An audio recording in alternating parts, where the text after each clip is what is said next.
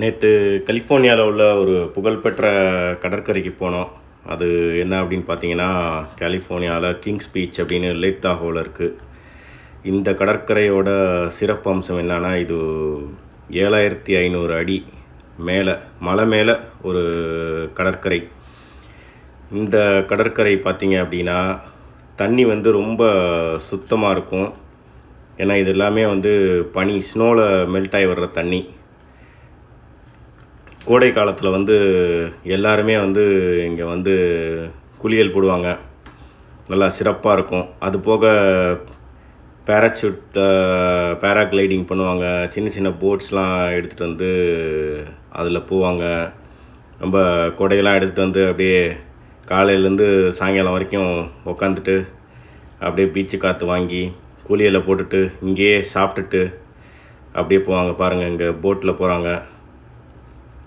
அதுக்கப்புறம் குழந்தைங்கள்லாம் அப்படியே மண்ணில் விளையாடுவாங்க, அப்படியே தண்ணியில் குளிப்பாங்க.